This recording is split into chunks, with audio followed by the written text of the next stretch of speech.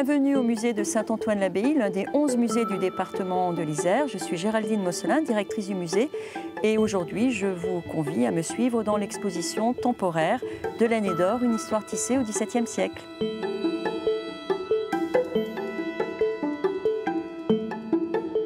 Alors, cette exposition est née de la double volonté, d'une part, de mettre en valeur et en lumière la tenture de l'histoire de Joseph, qui a été commandée au tout début du XVIIe siècle par les Hospitaliers de Saint-Antoine, et d'autre part, de sauvegarder cet ensemble qui a été déposé par la commune de Saint-Antoine-l'Abbaye en 2019, afin que l'on puisse, à l'avenir, les restaurer. Donc, c'est tout un processus de conservation préventive qui a eu lieu, et ce, depuis le mois de février-mars 2025. Alors la particularité de l'exposition, c'est avant tout sa scénographie, qui se veut immersive, didactique, voire ludique, à destination de tous les publics, donc adultes mais aussi enfants. C'est la raison pour laquelle, avec la scénographe Émilie Mpika Bouquin, nous avons souhaité à la fois convoquer la couleur que l'on retrouve dans les tapisseries, les diverses tapisseries qui sont présentées ici, mais aussi bien évidemment des énigmes qui sont à découvrir au fil de la visite. Et là, nous sommes en quelque sorte dans ce que l'on a appelé l'envers du décor. Donc, comme on peut le voir, une partie assez technique qui semble un peu brute, où le bois est omniprésent, ce qui permet également d'entrer de plein pied dans cette histoire, lorsque l'on est, ou l'on était en tout cas, dans les ateliers des lissiers aubussonnais au XVIIe siècle, même si on l'interprète différemment aujourd'hui.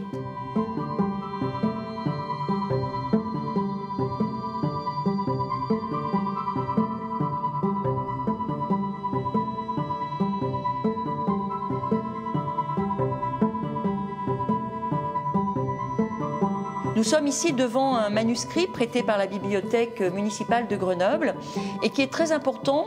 Il date de la fin du XVIIe et du tout début du XVIIIe siècle parce qu'en fait, il raconte à la fois l'histoire, bien évidemment, des Hospitaliers de Saint-Antoine, donc c'est un manuscrit qui est à la gloire de ces mêmes Hospitaliers, mais aussi les principales commandes qui ont été opérées à partir de la toute fin du XVIe siècle et au XVIIe siècle.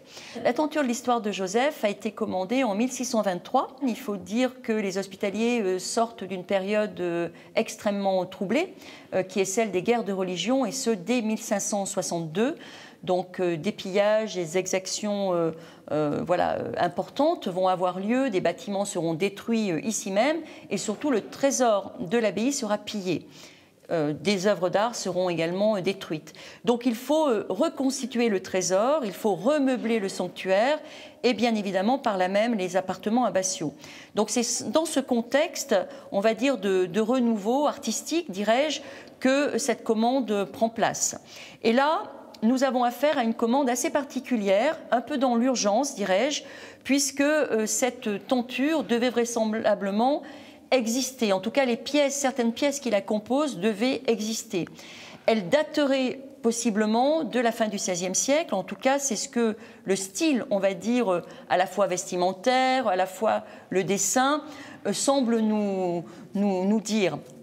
C'est une commande importante. Les Hospitaliers, vraisemblablement, n'avaient pas les moyens de commander une tenture de 32 mètres de long aux ateliers familiaux qui étaient alors en place du côté d'Aubusson et de Felletin.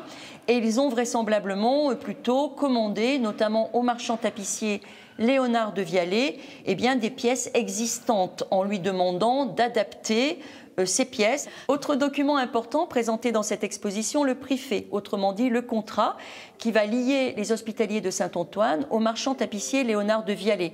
Alors la famille de Vialet est relativement connue du côté d'Aubusson. Le père, Joseph de Vialet, avait déjà fourni en tapisserie donc le duc de Lesdiguières pour son château de Visil, donc pas très loin finalement de Saint-Antoine. Les Hospitaliers par ailleurs avaient une commanderie, c'est-à-dire une dépendance à la Chassaigne Saint-Antoine qui se trouve aussi à côté d'Aubusson.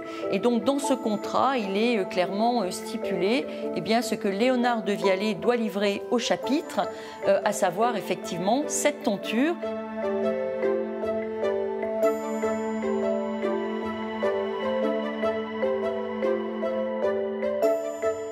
L'histoire de Joseph, fils de Jacob, que l'on retrouve dans le livre de la Genèse, se lit à peu près comme une bande dessinée, dirais-je. Alors, quelle est cette histoire? C'est tout d'abord une sorte d'épopée. Joseph est le fils préféré de Jacob, et pour cela, donc, ses frères, entre autres, vont le jalouser. Il a également un don, on va dire, de médium, c'est-à-dire qu'il va interpréter les songes, il se dit lui-même mage. Et c'est ce qui va attiser la jalousie de ses frères. À partir de ce moment-là, ces derniers vont s'arranger pour l'attirer un peu loin de chez lui et ils vont vouloir le jeter dans un puits.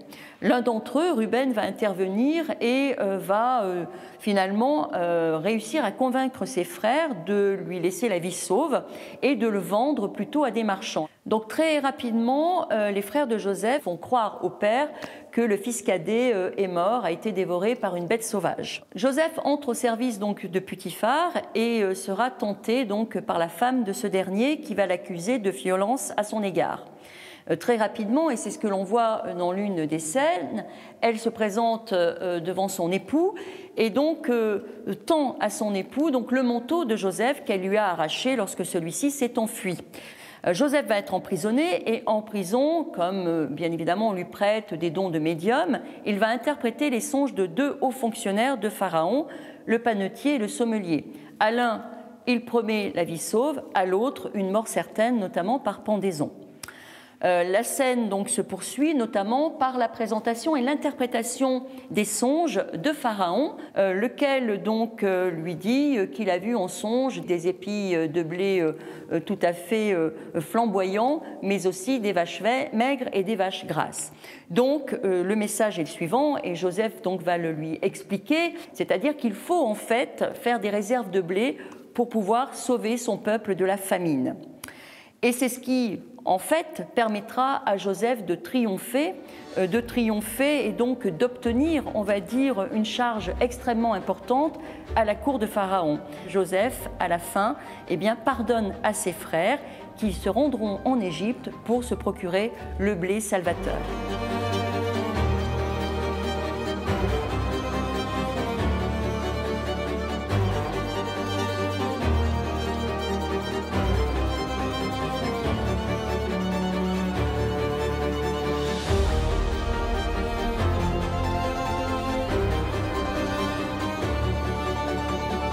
Il était important dans le cadre de cette exposition de mettre en valeur le travail aussi des restaurateurs qui œuvrent au quotidien pour la sauvegarde du patrimoine.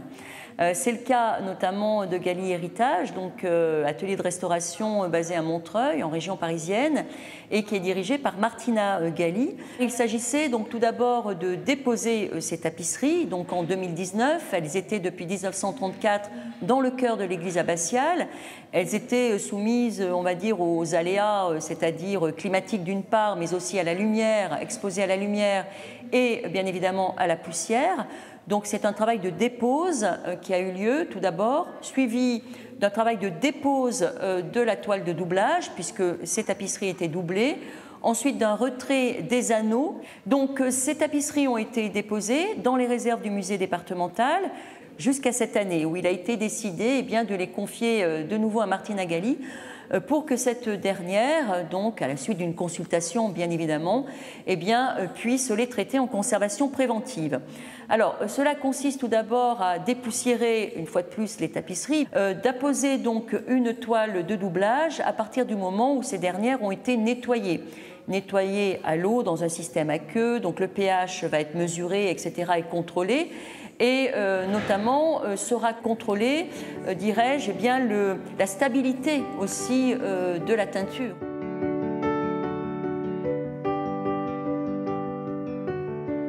Pour poursuivre la visite de l'exposition, je vous conseille la lecture donc, du journal qui l'accompagne de l'année d'or, donc une histoire tissée au XVIIe siècle, que vous retrouverez à la boutique du musée de Saint-Antoine-l'Abbaye, qui fait partie du réseau des 11 musées départementaux gratuits pour tous. Retrouvez toutes nos programmations sur musée.isère.fr.